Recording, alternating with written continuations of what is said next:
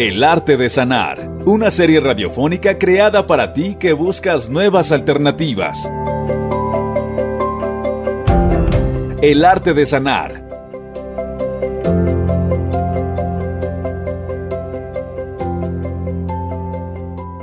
Hola, es un gusto poder saludarte. Te doy la más cordial bienvenida. Yo soy Itzi Dafne y estás en tu programa El arte de sanar. El tema de hoy, la concepción de salud y enfermedad en la época prehispánica. Para abordar el tema tenemos el agrado de recibir en el programa a la licenciada en Arqueología y maestra en Antropología de la Salud en el Instituto Politécnico Nacional, a la maestra Alma Patricia Aguilar Ramírez. Le damos la más cordial bienvenida a este programa. Gracias por acompañarnos. Pues muchas gracias, un gusto estar aquí. Gracias, maestra. Y bueno, pues el tema que nos vamos a enfocar en este momento es hablar sobre las enfermedades. ¿Cómo eran consideradas en la época prehispánica las enfermedades? Es una pregunta bastante interesante porque nuestra concepción de enfermedad actualmente tiene que ver con la existencia de virus, bacterias, hongos y demás.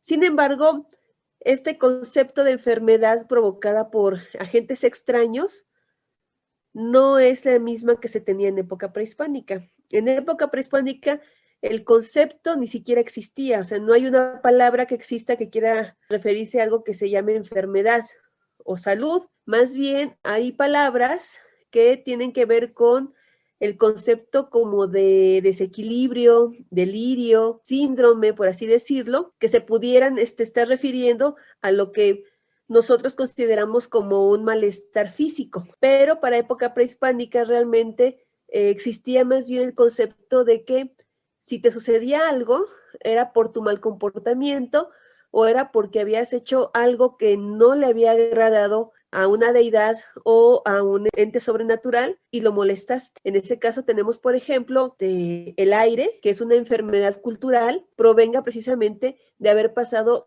cerca de una cueva, de haber pasado cerca de un río, en un momento en el que no debías de haber pasado. Se podría decir que la concepción de enfermedad en época prehispánica tiene que ver más con el desequilibrio de dos grandes fuerzas que eran el sustento fundamental de la cosmovisión y de la religión prehispánica. Ese sería más bien esa concepción. No existe enfermedad como tal, sino más bien desequilibrios y consecuencias de un mal comportamiento, tanto moral, social, como con la naturaleza. ¿Lo podían considerar como un castigo? No un castigo, más bien como una llamada de atención.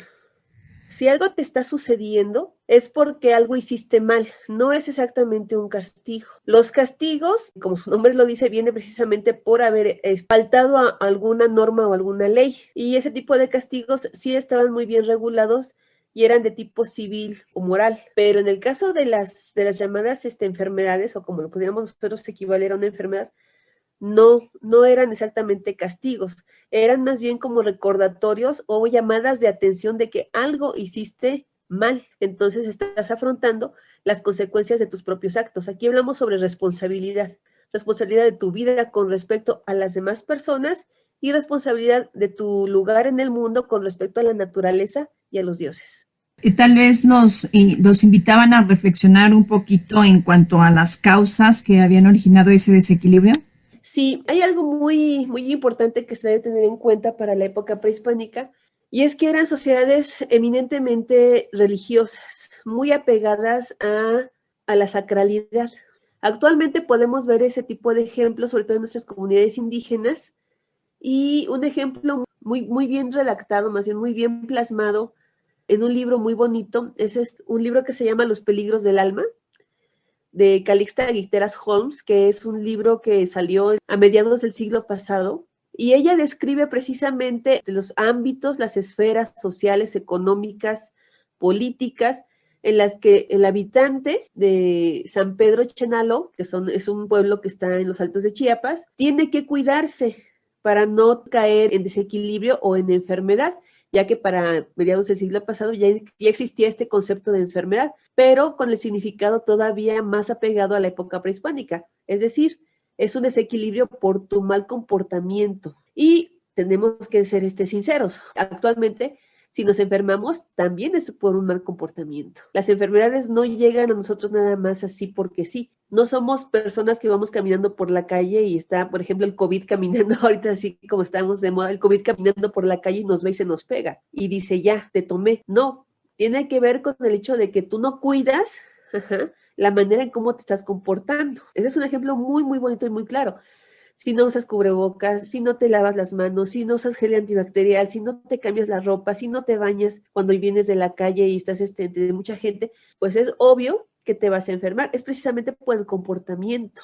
Y esto lo podemos extender a muchas esferas de lo que se conocen como las enfermedades, ¿no? El SIDA, por ejemplo, no te enfermas de SIDA nada más porque sí. Te enfermas de SIDA por no tener sexo seguro. No te enfermas de diabetes nada más porque sí. Te enfermas porque no llevas una buena alimentación, porque abusas de cierto tipo de alimentos. O sea, en ese sentido, la base prehispánica tiene mucho que enseñarnos, ¿no? Cómo nosotros tenemos que comportarnos dentro de nuestra vida cotidiana para mantener un equilibrio en la vida como esta gran experiencia que te toca tener porque ya eres un ser vivo en este mundo. A eso podemos referir el significado de lo que podría llamarse la salud y la enfermedad en época prehispánica. Todo lo que nos comparte con relación al comportamiento, pues ahorita desgraciadamente lo estamos viviendo como sociedad, ¿no? El ver que, como usted lo menciona, que la gente no se cuida, que la gente pues no toma en serio todas esas medidas de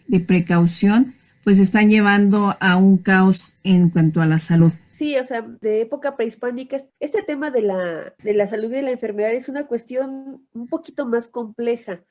Nosotros en las sociedades actuales tendemos a dividir las esferas de la política, de la economía, de la educación, como si fueran cuerpos independientes unos del otro.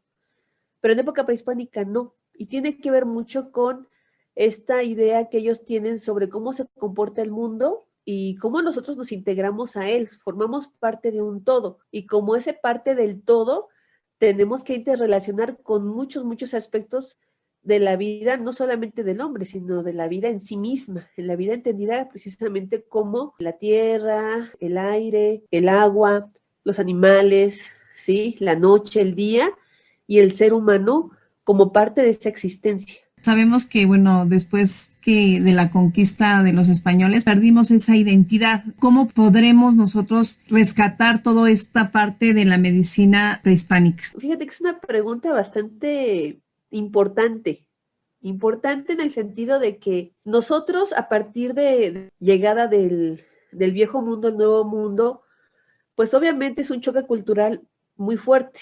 Hablar sobre pérdidas sí es importante porque obviamente sí tuvimos muchas pérdidas, pero no todo se fue, ¿sí? O sea, tenemos un fundamento muy valioso que es precisamente la actual medicina tradicional y sobre todo la medicina indígena. Esta medicina, que es ya un sincretismo entre la medicina europea que llega con los españoles y con la forma en que teníamos antiguamente de tratarnos, que era más una forma de vida.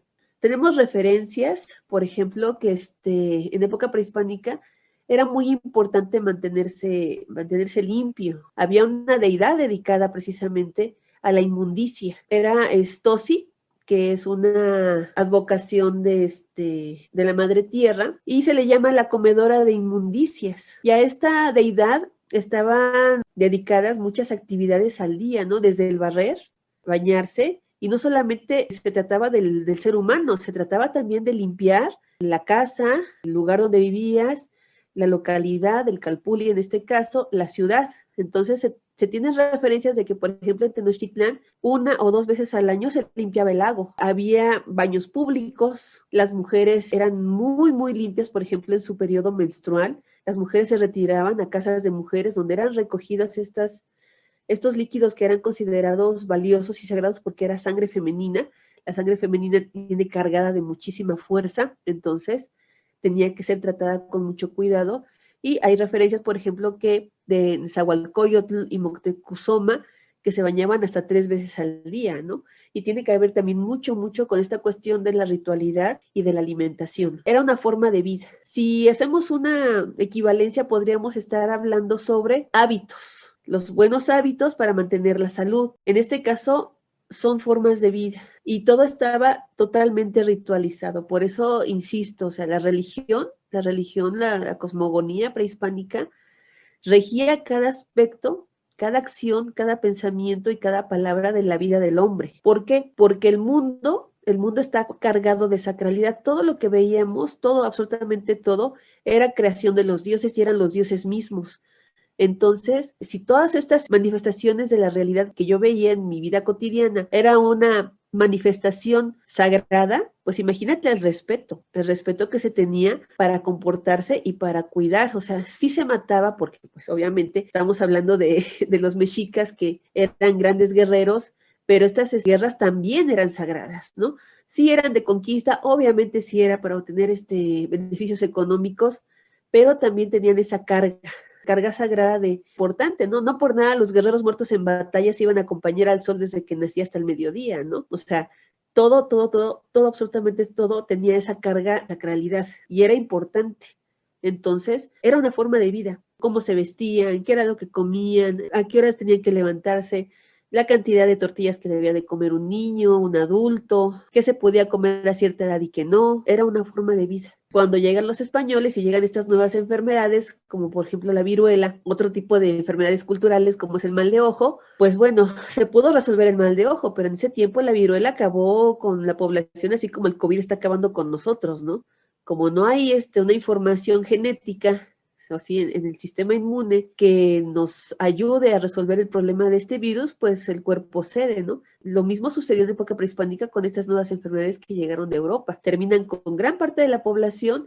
Sin embargo, los que sobreviven, pues obviamente ya tienen esta información, ya crean anticuerpos y ya se puede pasar esa información a la siguiente generación, pero pues no fue tan sencillo, ¿no? Porque para que tú generes este tipo de información tienen que pasar varias generaciones y aún así nosotros necesitamos de esa vacuna, ¿no? Para no enfermarnos y poder morir también de viruela. Y bueno, también tenemos que tener en cuenta que en ese tiempo algunos sacerdotes, algunos médicos que llegan de Europa tratan de mantener a la población sana, pero la verdad es que quienes se hacen este gran trabajo con la población indígena, pues son los médicos tradicionales, los que actualmente llamamos como brujos o curanderos. Vamos a una pequeña pausa y regresamos con más del tema, la concepción de salud y enfermedad en la época prehispánica.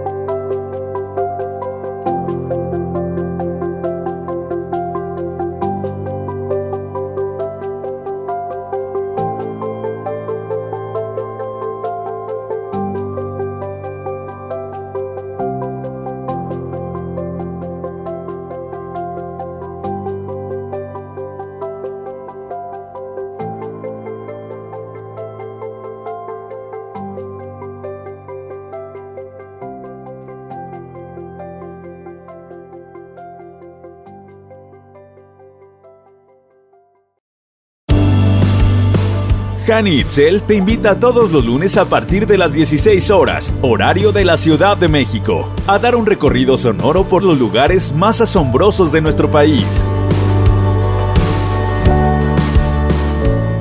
Rincones de México Legendario es una serie radiofónica donde conocerás distintos escenarios maravillosos y llenos de grandes misterios ancestrales que siguen latentes en cada rincón de México Legendario. México Legendario, la puerta a la cultura.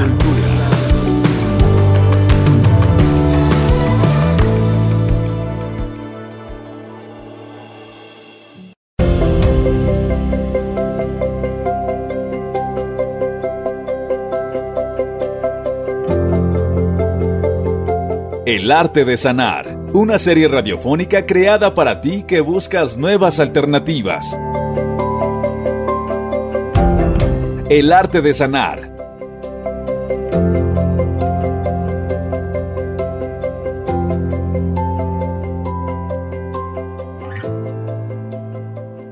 Estamos de regreso en tu programa El arte de sanar. Maestra, ¿cómo estaba basada la medicina prehispánica? Pues mira, es un tema un poco complejo porque el fundamento de la medicina prehispánica tiene mucho que ver con la idea que ellos tenían sobre cómo se conformaba el mundo. Y eso tiene que ver con la cosmovisión, y la cosmovisión, como su nombre lo dice, es la visión del cosmos, y es cómo se explicaban ellos la existencia del mundo y del hombre dentro del mundo.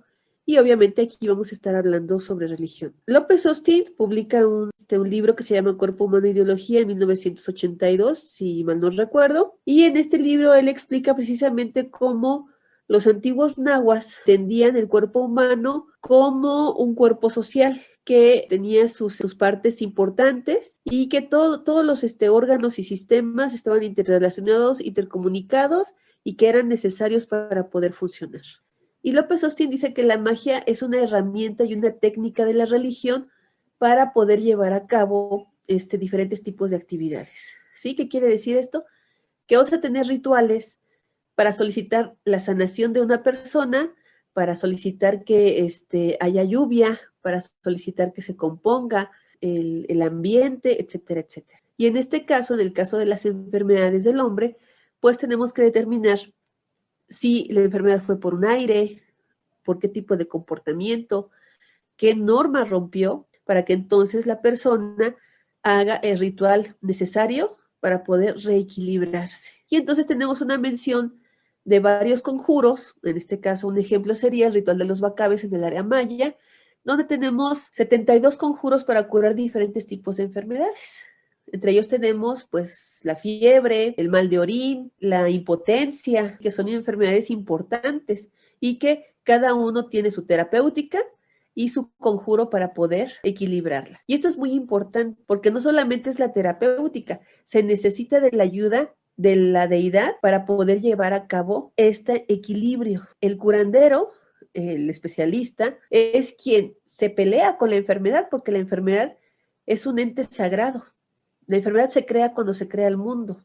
Entonces también tiene esa carga de sacralidad. Estos médicos tradicionales lo que hacen a través de los rituales es ir a donde se crea la enfermedad, a luchar con ella para que abandone el cuerpo del doliente. Eso es bien importante. Pero no solamente es eso, es también, bueno, ok, tenemos esta carga sagrada importante, pero con la ayuda también de la magia, de las plantas, de los animales, de los minerales y de ver de qué calidad son, si son fríos, si son calientes, en qué momentos se tienen que usar, en qué momentos se tienen que tomar, cómo se tienen que aplicar. Eso es muy, muy interesante dentro de nuestra medicina tradicional actual y son elementos importantes que la mayoría de la gente pues no conoce y por lo mismo que no conocemos lo que tenemos, tendemos a despreciarlo. Es triste ver que teniendo una medicina tan rica, somos el tercer país en el mundo con más plantas medicinales y nosotros los mexicanos no lo conocemos y en ese caso tendríamos que aprender mucho de China. China respeta mucho y sobrepone a la medicina occidental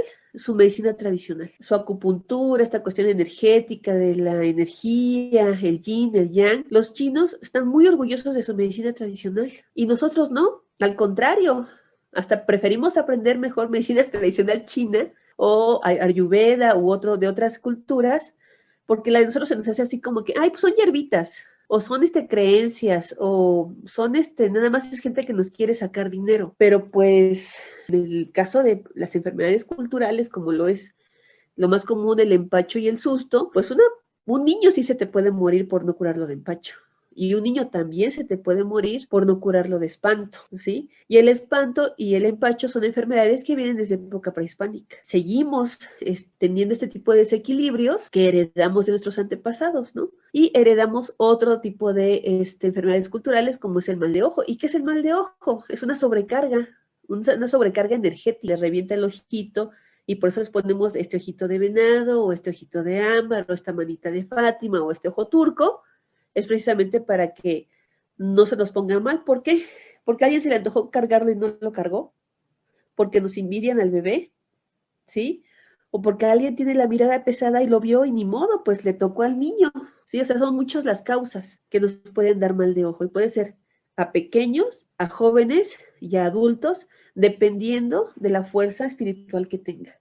Eso es muy interesante. Cuando se habla de medicina tradicional, es un mundo de temas que se podrían tratar desde la terapéutica, desde la religión, ¿sí? El comportamiento, los rituales. Son muchísimos temas muy bonitos y todos muy, muy complejos que, híjole, te juro que necesitaríamos 1000 programas de estos para poder tomar tema por tema.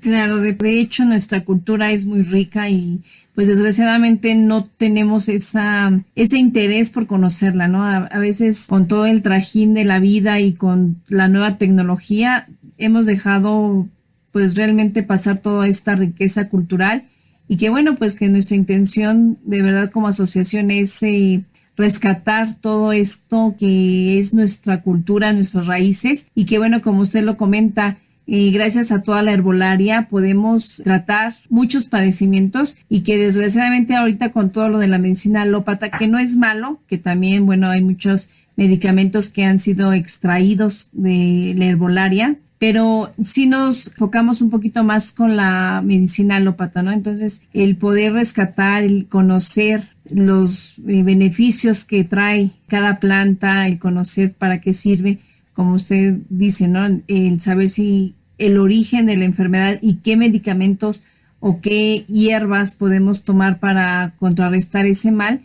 Bueno, pues sí necesitamos esa educación y bueno, pues sí es importante rescatar todo esto. Así es un tema muy, muy, muy importante porque si aprendiéramos un poquito, solamente un poquito, no pido que la implementen como en China, ¿no? Como ya una opción en los hospitales, que de hecho se hizo. Actualmente tenemos al doctor Roberto Campos, que él es médico de profesión.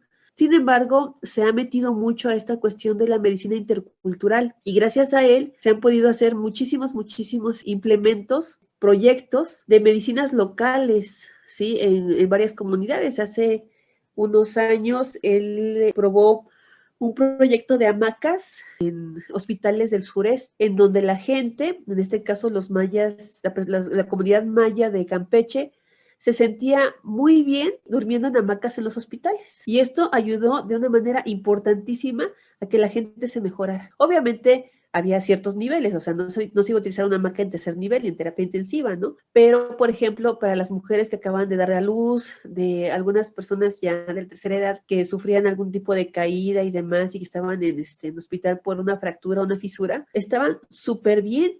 Y las entrevistaron, ¿no? Me acuerdo la mención de una señora de 80 años que decía que ella estuvo muy contenta en el tiempo que estuvo en el hospital porque estaba en su hamaca. Y es que la gente duerme en hamacas, o sea, no duerme en estas camas de hospitales que son frías, que imagínate el calor de Campeche con estos colchoncitos de hule y que para ellos pues está muy duro, ¿no? Y no tiene la forma de acomodarse en la hamaca. Entonces, para ellos era una cuestión muy buena, presumían de que su hospital era de los primeros que tenían hamaca y era un orgullo para la comunidad. Y entonces, ¿qué te brinda este tipo de acciones? Pues que te ganas la confianza de la comunidad y entonces la comunidad ya participa. Como dices tú, la medicina alópata no es mala, claro que no, pero lo que tenemos que tener en cuenta y que es importante retomar es que podemos hacer una combinación de estas dos tradiciones. Si bien la medicina alópata es una medicina científica, obviamente desde el punto de vista de la ciencia occidental, nuestra medicina tradicional también es científica desde el punto de vista de la práctica de hace muchos años, ¿no? O sea, tenemos una medicina que tiene más de 1000 años y precisamente por estas cuestiones del prueba y error y de estar durante 1000 años tratándonos con hierbas, etcétera, etcétera, pues es algo que ya es probado. ¿Qué es lo que falta? Pues nada más mandar al laboratorio las plantas para saber qué es lo que tienen y por qué tienen esa efectividad, que lo han hecho, como dijiste tú. Hay muchas plantas, como por ejemplo el Vermox, que es estafiate sintetizado. El omeprazol son hojas de guayaba. Y pues bueno, esta idea de que Si tomas tu pastillita, etcétera, etcétera, te vas a sentir mejor y esa es la medicina que te toca y te corresponde y es la que sí te va a curar.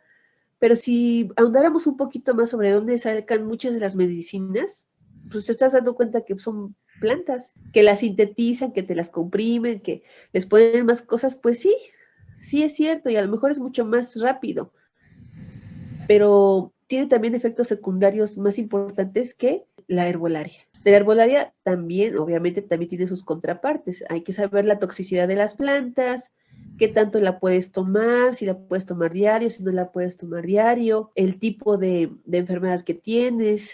Pero si combináramos estas dos medicinas, yo creo que tendríamos una mejor calidad de vida en nuestra salud. Con todo esto del COVID, está muy de moda lo que es el eucalipto, ¿no? Mucha gente dice, no, pues haz inhalaciones con el eucalipto, porque bueno, si estudiamos un poquito y nos metemos ahorita con lo que nos facilita el internet, consultar un beneficios del eucalipto, pues efectivamente vemos, ¿no? Que es antiviral y bueno, pues sí es como también invitar a toda la gente que nos está escuchando a que se metan un poquito más a investigar sobre las plantas medicinales y sobre todo cuidarlas, porque desgraciadamente también con el calentamiento global pues estamos perdiendo muchas especies y bueno, pues es muy triste saber que hay plantas muy, muy valiosas. Lo vemos en América del Sur, lo que es la quina roja, que también, bueno, es un árbol que su corteza trae muchos beneficios y que de ahí extraen lo que conocemos como hidroxicloroquina, ¿no? Entonces, ¿cómo vemos toda esta parte de la herbolaria que es muy importante en la actualidad y sin embargo pues no le damos ese valor? Así es, pues eso nos corresponde a nosotros, ¿no? En lo personal, como profesora de la Superior de Enfermería y Obstetricia del Politécnico, aparte de que, bueno, la materia de antropología de la salud es obligatoria ya desde hace 15 años en las escuelas de medicina y enfermería, también es un propósito personal hacer que los muchachos, nuestros médicos y nuestros enfermeros también valoren este tipo de medicinas y de terapias alternativas, ¿no? Bueno, en mi experiencia con estudiantes de enfermería ha sido mucho más mejor aceptado. ¿Por qué? Porque las enfermeras y los enfermeros están a cargo del cuidado de la salud de la población. Entonces, al estar más en contacto con la población, con el paciente, sí tienen que tener esa calidad humana y esa apertura de mente para poder atender a cualquier tipo de persona que piense diferente. Entonces hay que tener esa apertura y esa calidad humana de respetar las creencias de todas las personas. Y más que somos un país multicultural, atendemos a todo tipo de personas de diferentes tipos de credos, de diferentes formas de vida, etcétera, etcétera. Entonces tenemos esa responsabilidad, tanto los profesores como nuestros alumnos, que son los que van a trabajar para nuestra gente. Sí, y en el caso de nosotros como investigadores, o sea, sí, investigar y saber, pero también de difundir. Por eso yo te agradezco mucho que me des la oportunidad de hablar, ¿no? De venir aquí a compartir lo poco que sé y de invitarlos a que conozcan, a que lean, a que cuestionen, de que tener esta riqueza cultural es muy importante y que nos refuerza más nuestra identidad como mexicanos. Claro, y sobre todo que preservemos esas tradiciones, porque bueno, desafortunadamente ahorita vemos que pues desgraciadamente mucha gente de la tercera edad está perdiendo la vida y sin embargo esas abuelitas o esos abuelitos son los que nos daban esos tips o nos transmitían ese conocimiento, ¿no? Pues de los remedios naturales, de la medicina tradicional, de los remedios caseros, ¿no? Que muchas veces, bueno, con un tecito, ahorita te atiendo, te doy un tecito para cualquier dolencia y bueno, veíamos la efectividad en ese momento, ¿no? Toda esta parte de la historia y que nos venga a compartir, porque bueno, sabemos que para eso se necesita mucho estudio y bueno, que usted haya tomado esa profesión, pues es algo muy, muy bonito y qué bueno que nos pueda compartir, pues también nosotros lo valoramos mucho. Muchas gracias por la oportunidad y pues si me vuelven a invitar, pues yo encantada, ¿eh? Claro que sí, el programa está abierto para usted, para el día que guste venirnos a compartir más sobre todos nuestros primeros pobladores, nuestra cultura, con mucho gusto aquí la recibimos. Gracias por todo este conocimiento que nos ha transmitido. De igual manera, agradecemos a todos nuestros radioescuchas el habernos acompañado a un programa más de El Arte de Sanar. Gracias, maestra. Fue un placer tenerla con nosotros en el programa. Muchas gracias. Yo soy Itzi Dafne, en la producción Mario de la Fuente. Estás en Radio México Legendario 2021. Hasta la próxima.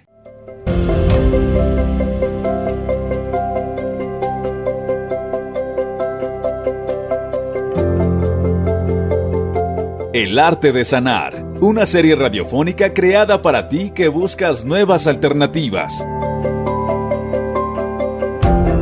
El arte de sanar.